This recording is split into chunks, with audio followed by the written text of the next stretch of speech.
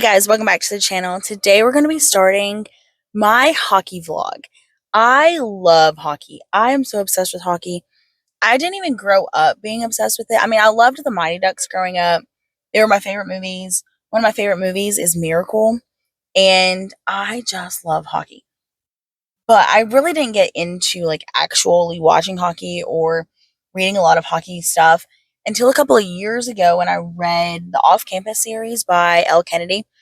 Loved it so much, and it follows hockey players.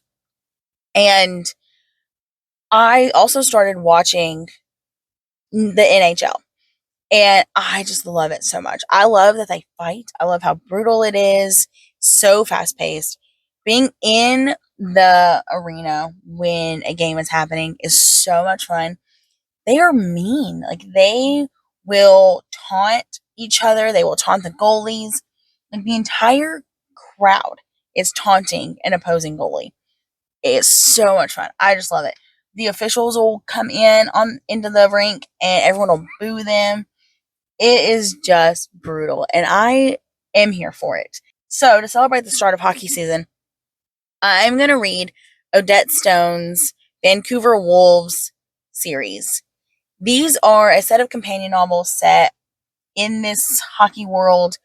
I think we're just following this one team, the Vancouver Wolves, which makes sense. This first one is Puck Me Secretly, and we're following two people, and this one girl, I don't know her name. I will learn it, but I don't know it right now. So we're following her, and she is on this plane with this dude. She doesn't know him, he's a stranger. Her plane is going down. She is dying. And so she confesses all of these things to him about like never having any really good sex and faking her orgasms and things like that. And so when they survive this plane crash, he delivers. And so they end up having this night, and then they never talk to each other again. She doesn't even know who he is. Well, so Max is his name, and he plays for the Vancouver Wolves. And she ends up working with the team in some capacity. I'm not sure how, but she ends up working with the team. And he is on the team. And so now she sees him all the time, and it's a big secret, and they're trying to not let anyone know. I guess I'd say it would ruin their jobs. And Max is also a bit wild from the description. It said that he's got a lot of secrets and they could really derail his career. And so I am so excited. I read the second one, which is Home Game. And Odette Stone did a really good job in that one with her characters and the relationship. And I am so excited to read this one.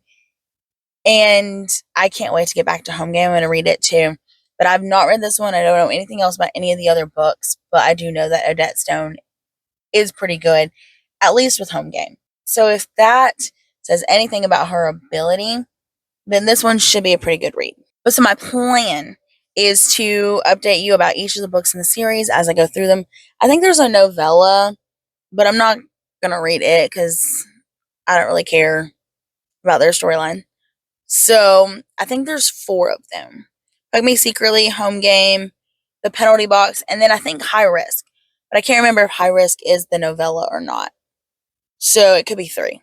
But we'll see. Alright, I'm about halfway through Puck Me Secretly. And I am definitely disappointed. Also, apologize for my voice. I don't know. I think I'm coming down with something. My throat really hurts. So we're just going to power through because I'm already about halfway through this book. So I need to get this clip out like now.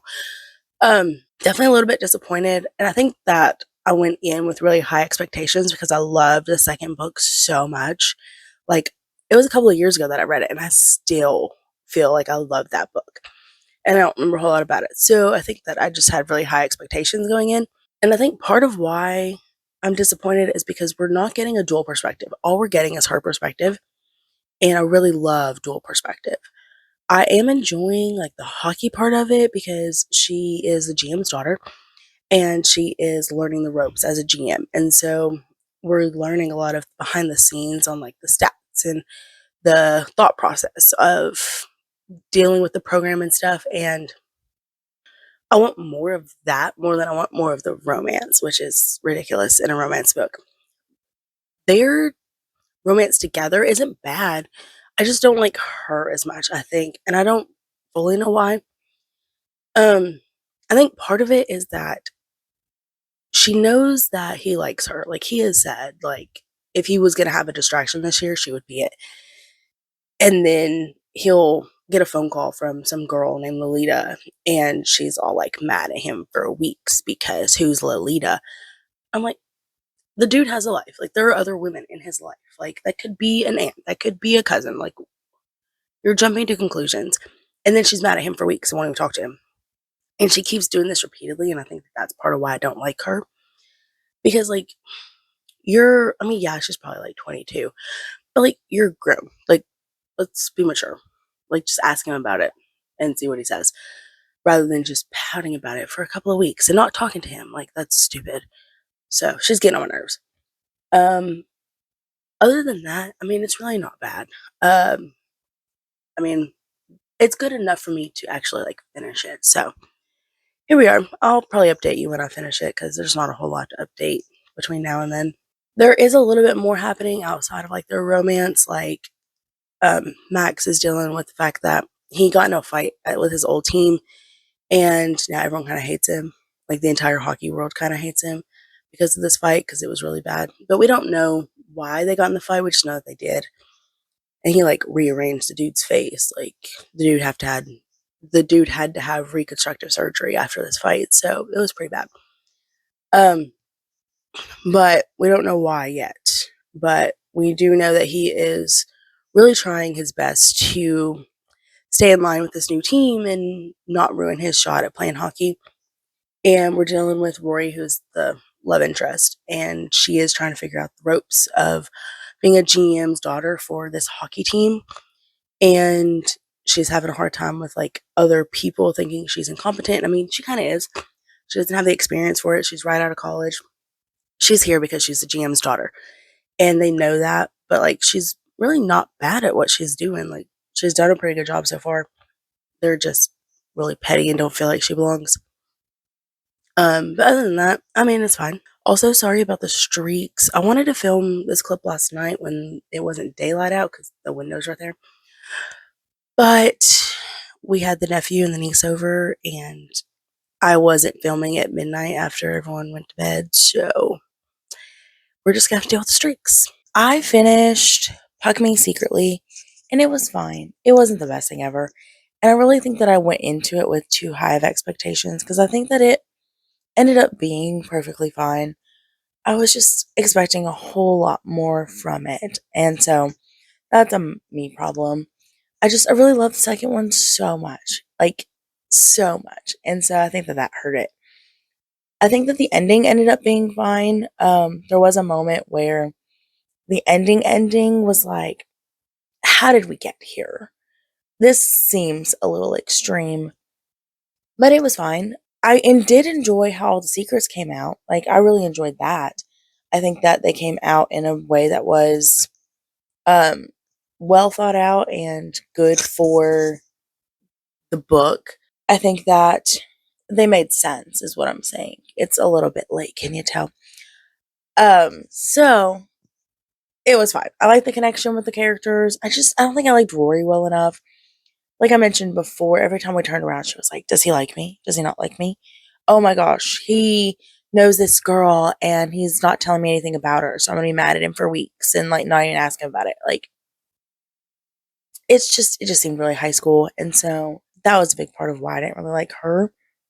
I really enjoyed the hockey part of everything, like her interactions with her and her dad and her being able to show that she actually knows the game and like her doing her job well. I really liked those aspects of it. And like their romantic connection was fine. I just didn't really care. With home game, I really hope that I love it. I'm getting ready to start it at the end of this week. I ran out of loans from Hoopla, so I have to wait until Saturday to get another one. So I'll be waiting a couple of days. Gives me plenty of time to finish other things, right? Well, home game, we are following dual perspective in that one. I'm pretty sure it was dual perspective. It might not be, but I think that it was. But we're following this girl who is homeless and she is just trying to survive.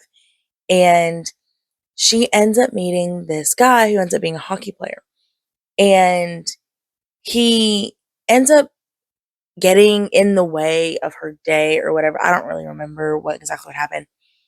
And she ends up missing the cutoff to get to the homeless shelter in time. And because of that, she has to spend the night on the street. And he ends up giving her a place to stay and a leg up. And she leans on him for survival. She like doesn't trust anybody. She's from the streets. And she ends up taking him up on his offer and using him, but he's open to it and like offering, so it's fine. And so they end up developing a really strong friendship. And from there, it becomes a very slow burn relationship.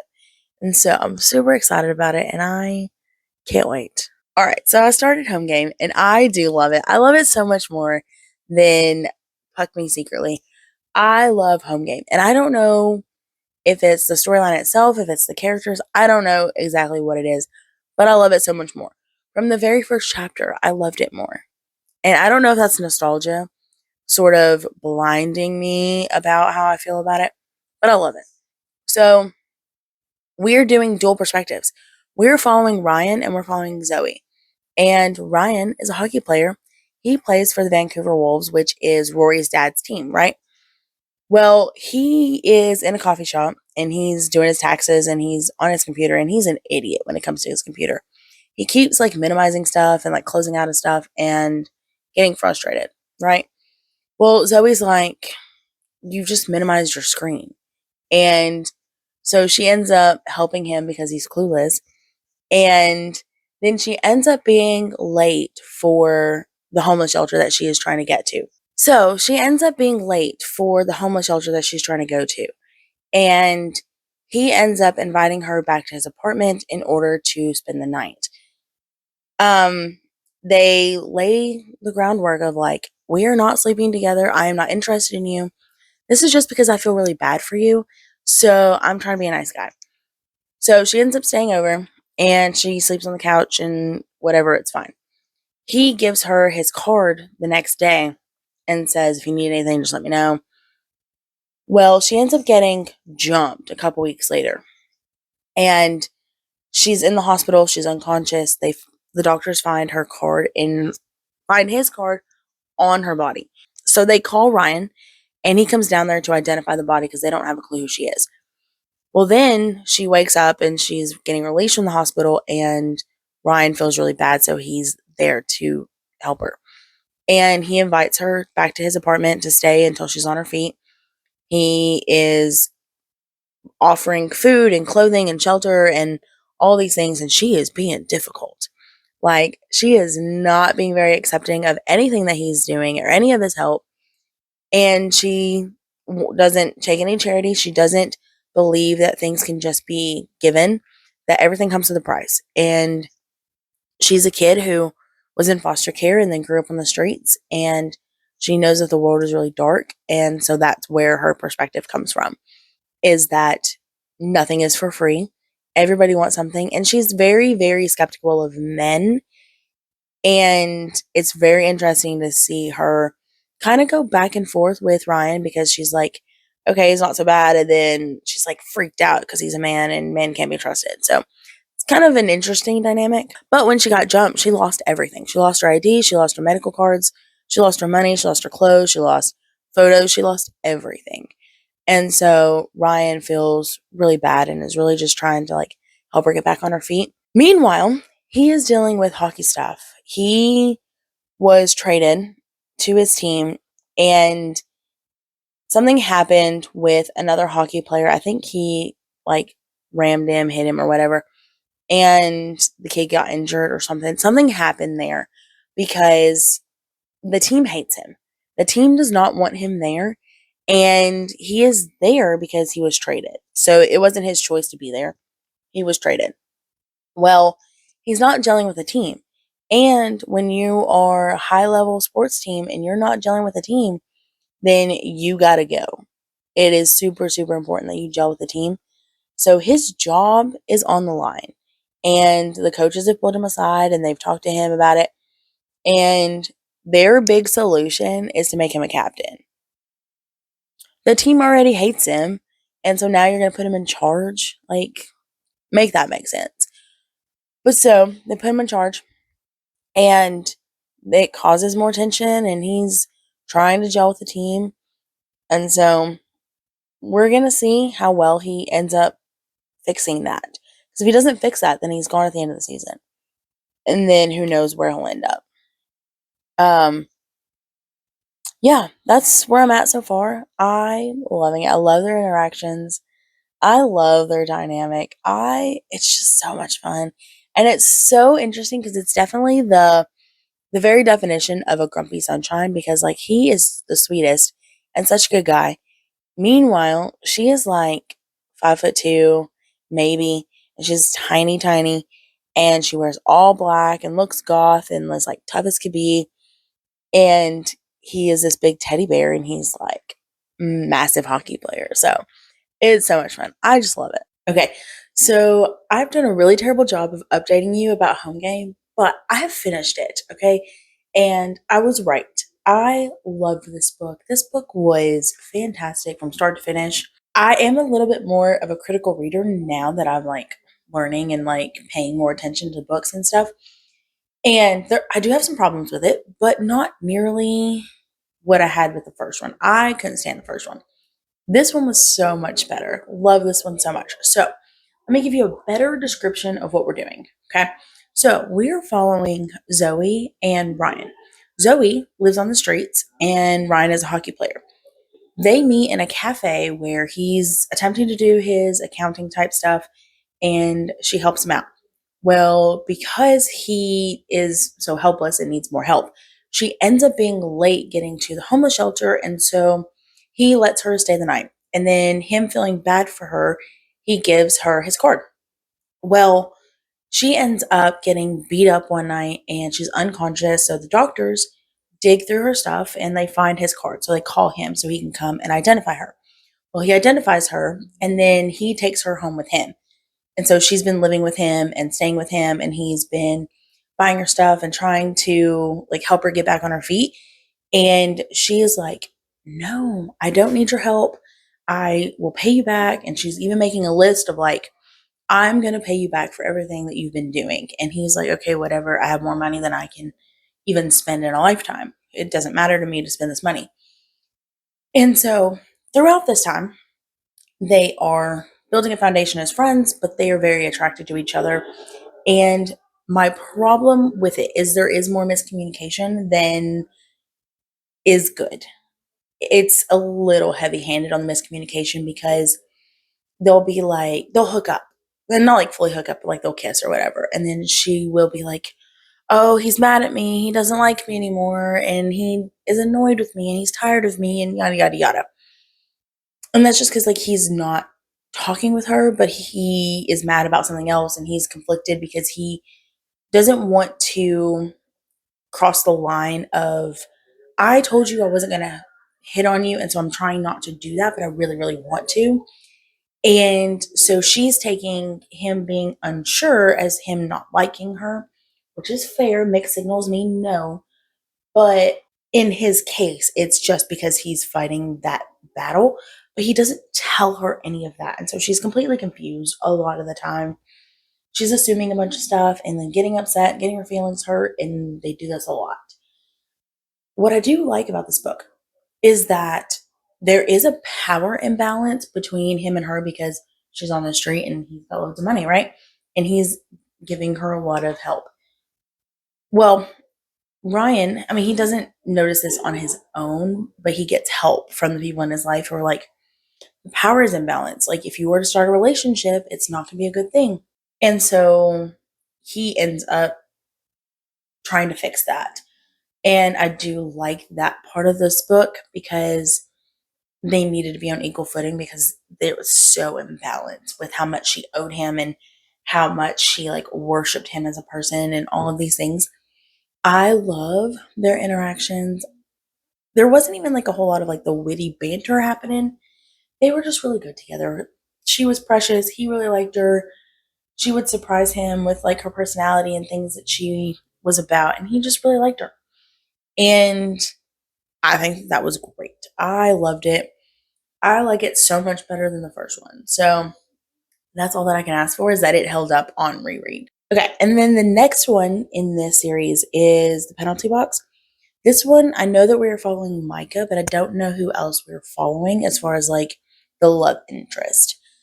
Even the blurb, it's all first person, so we don't know their name. We don't know who they are.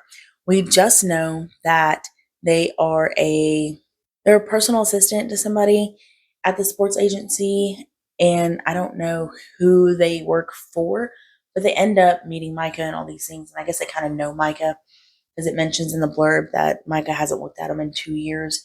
So they apparently know Micah. Micah is a hockey player. Micah was fairly prevalent in this book too, so we got to know him a little bit, but not a whole lot. We just know that he's a hockey player, and he seems like a pretty good dude. And at the end of the book, he gets into some trouble. We don't know what it is, but so that's setting us up for book 3, when whatever this problem is that he is in, he ends up needing help. And I think it's from this personal assistant that he ends up getting that help. I have no idea. I've not read this one. So we are going to find out together. Okay, so I have no idea what I last said in the last clip because it feels like it's been ages since I updated you. Who knows how long it's actually been? Maybe just been like a week. Who knows? But so, I've been reading The Penalty Box, and the premise for the story is we have Micah, who is a hockey player, and he gets associated with some gang members. He's been friends with them for his entire life, and the cops find out that they're friends, and now he's guilty by association. They come and arrest him in the middle of this big award ceremony, and now he's in trouble with his team. And he's suspended for 6 games from the entire thing. Like, he can't practice, he can't train, he can't even be in the building. Like, he is gone for 6 games. And we have Micah, who is Krista's PA. Krista is a sports agent, and she was in Home Game, which I don't know that I mentioned her, but she was in Home Game. She was Ryan's sports agent. Well, so we have Micah, and Micah is also associated with the gang, but it's because she's paying off the debt that her brother owes to the gang, and she just can't get out of it. Like, I think they said it was like $5,000 a month. That's how much she's paying these guys. Like, that's stupid. I don't have $5,000 extra to do anything with. So, craziness. But so, in order to get Micah back in the good graces of his team, he is going to marry Charlie. And Charlie is going to marry him because she's going to get $100,000 out of this deal. Works for both of them, right? Well, she has a crush on him. It has for a long time, and he doesn't really notice her, but he thinks that she hates him because she's always like putting on this front of like, I hate you, and you're so annoying, and calling him out and all this crap all the time. And so now they're going to live together for a year. And they have already started with like the tension a little bit because he's like, you're my fiance, and so you're going to act like it. Not necessarily that we're going to do stuff, but you're not going to be with anybody else. I'm not going to be with anybody else. Like, we're going to be committed. He hates marriage, by the way. I don't know that I mentioned that. He hates marriage, has no desire to be married at all. So it's kind of awkward, but he's bought in. Like, he will do everything he needs to do to sell this, like engagement ring, buying her clothes, like selling it. And so I think I'm at the part where they're getting ready to go get married. I think that's where I'm at. So we'll see how it goes. They're fine so far. They don't really bother me at all. I'm also not like loving it like I was loving Ryan and Zoe. But I think that's just because they haven't had enough time to really have a whole lot of dynamics yet. I mean, he's really come through for her in a lot of ways already because her home burned down and she had to move in with him early. And he's dealing with the gang members so that she doesn't have to worry about it anymore. So, like, I mean, he's doing all the right things to take care of her. But we'll see how he works in like that relationship dynamic. Who knows how it's going to go. I will attempt to remember to keep you updated. Okay, so I have no idea where I'm at in this vlog as far as like updating you. I did finish the penalty box and I had a good time with it. My only problem with any of these books, okay, is that the endings are very dramatic. Like, very dramatic, sorry. The lighting in my hair, it's everything's kind of a mess this morning, but it's okay. Um, they're very dramatic, like life or death kind of dramatic. I don't know what my hair is trying to do. Okay, good enough. Anyways, so I don't know if I like the fact that they're so dramatic when they're romance novels because like we're fighting for our lives sort of thing in each of these novels at the end of the stories. And I mean, there are threads to like lead us there, so it's not like out of the blue or anything. I feel like it's a little much. And so I don't know. I'm still enjoying him. I'm loving the romance part of it and I love the nuances between the characters and their relationships and things like that. I just don't know how much I enjoy those endings because they're just very dramatic. Like something out of an action movie, sort of dramatic. So I don't know. It's fine. It's fine. But so I finished it and I really liked it. I like Micah and Charlie. There's a lot of like secrets and like I'm not going to tell you things because I don't want to talk about it. So I'm not going to tell you. And then you're going to like not be in the where, not be in the know of things, you know? So there's a lot of that happening in this one, which isn't like a huge deal. It just got a little bit old because we're like midway, we're more than midway through the book when we finally find out Micah's big secret from his childhood that's so traumatic. And it is traumatic, yes, I will give that to him. Like it was significantly traumatic that it justified waiting so long in the story for it to be there. But I just I don't know. I don't like when people keep big secrets like that and then you keep getting upset when they get brought up and then you walk away and don't tell anyone. And that was super annoying too with Micah is that he would get upset and he would just like walk out and leave. When are you coming back? No idea when you're coming back. Like it's one thing if you're gonna like go for a walk or gonna go for a drive or whatever to cool down, but at least like communicate that of like, hey, I'm gonna go drive for an hour so I can cool down. I'll be back. No, just close down, walk out. And then you leave your wife just like wondering, like, what's happening? He's upset. You know, like, so that's a bit annoying for Micah's end. We also didn't have enough hockey in this one. We don't get enough hockey in any of these. We get more hockey in some of the other books that I read for like my hockey romances. These ones are more solely focused on the romance. So we don't get a ton of the hockey. Plus, Micah was suspended for the first part of the book, so we didn't get a lot of that. So, and Charlie hates hockey, so it's not like she was gearing up to like watch hockey or go to the games a whole lot. She was just kind of there. So I think that was part of it. But the next one I'm reading is High Risk Rookie, and this is the last one. There is a novella, but I don't know if I'm going to read that one. But High Risk Rookie, we are following this guy Levi. I don't know how to say his last name, so I'm not even going to try it. And the way that these synopsis are written out is in first person perspective from the female. And so I don't know who the girl is, but in the synopsis, she's talking about Levi and how he's a rookie and they're trying to sign him and he's really high risk, like he's a liability. I guess he gets in trouble a ton. And whoever the sports agent is that is signing him falls in love with him and really likes him and they're gonna hook up. I don't know who that sports agent is. Could be Krista, but I don't know that it's gonna be Krista because last I'd heard in book two, like she had a boyfriend. I think it was book two. So I don't know. And we usually have like someone who connects us to the next one. So I don't know, like at all. Or at least these last two were more connected. The first one wasn't very connected to the second one because Ryan was kind of new to the team.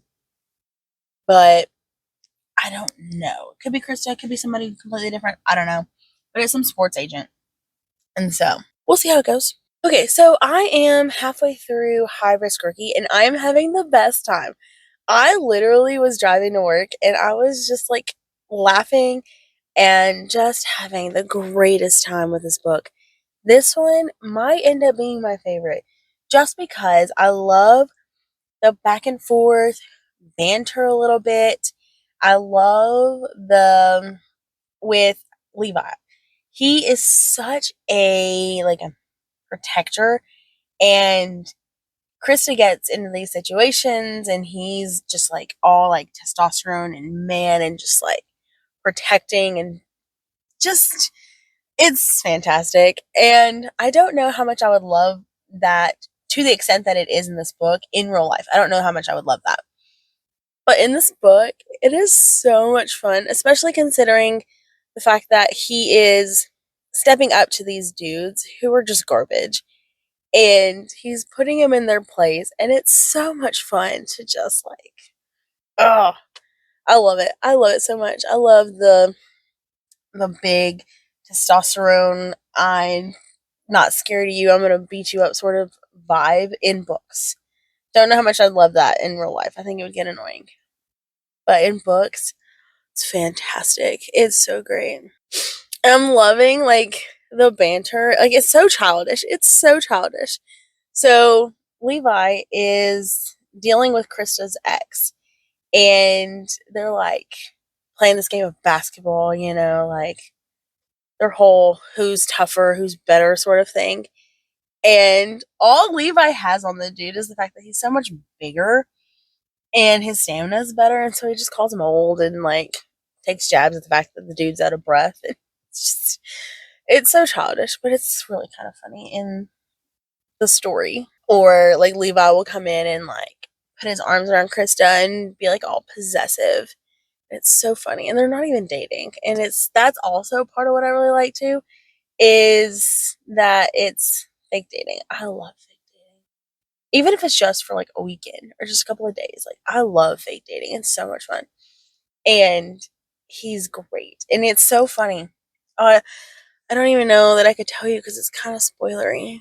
Okay, I'm gonna tell you, but if you don't want to know mild spoiler for a scene, then skip until I put my hand down. I'll put my hand down when I um quit with a spoiler. So during this basketball scene, Levi orchestrates it in a way that he ends up falling on the ex and he breaks the dude's arm, right?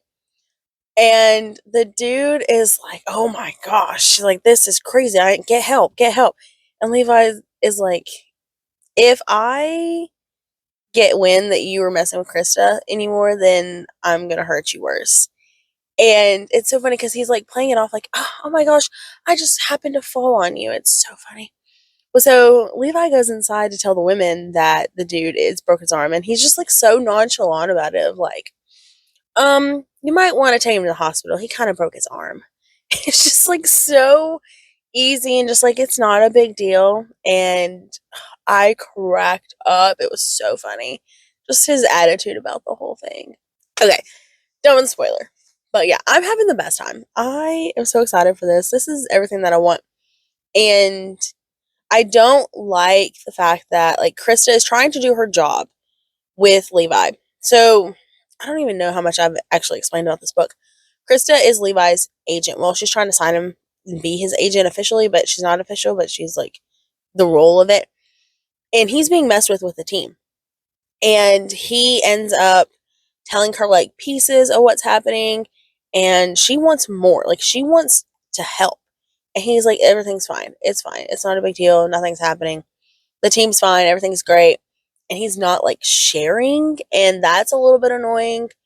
But also, he's a dude who's going to deal with it himself. Like, he's not going to try and like go tattle. Like, he's just going to deal with it, you know? So, that's been a bit of a thing. But totally minor. Not a big deal. But other than that, it's been a great time. All right, so I finally finished my hockey vlog. I have read all 4 of the Vancouver Wolves series, books, whatever. I am done. I finished like 5 minutes ago, and so now I'm getting this clip out. I loved this fourth one. This fourth one was so much fun. I think it might be my favorite. I really, really think it might be my favorite. I just loved it. I loved Levi and Krista. Krista is so feisty, and he like gives it back to her, and I love that. It's so much fun to be a part of in the story. I would get so mad at Krista's family. Her family is the worst, absolute worst. Like, think Gilmore Girls, Richard and Emily.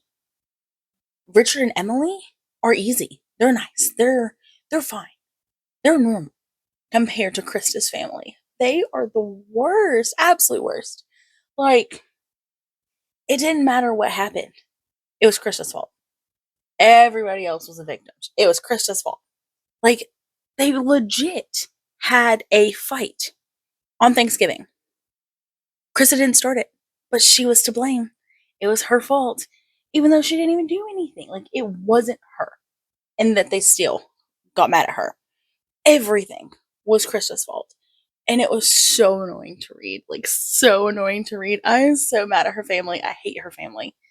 Hate her family. Like, we have an ex that is kind of harassing Krista and trying to like get to her and all these things. I like him more than her family. That's how bad her family is because and he's horrible. Let me tell you, he's horrible. Like cheated on her and is like horrible.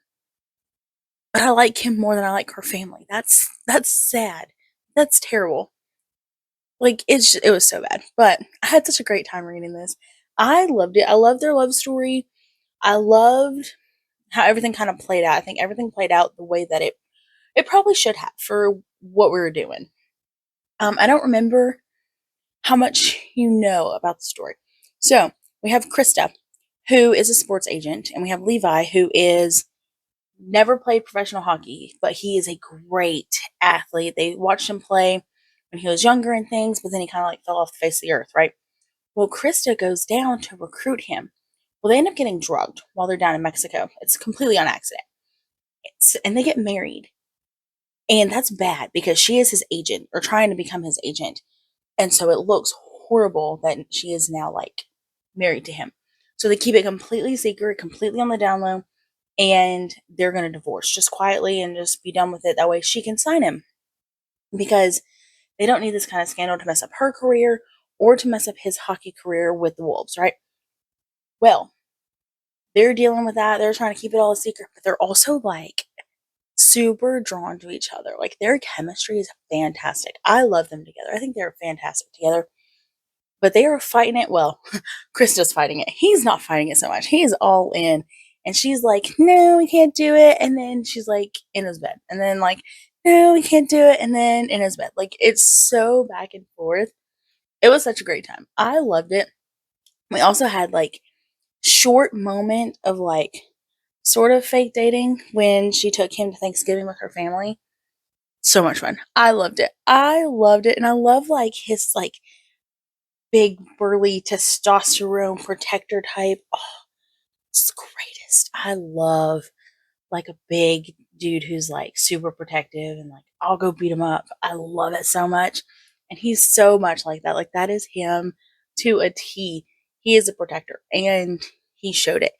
And I just love it so much. Like it's the best thing ever. So yeah, I had the greatest time with this. I really think this one is my favorite.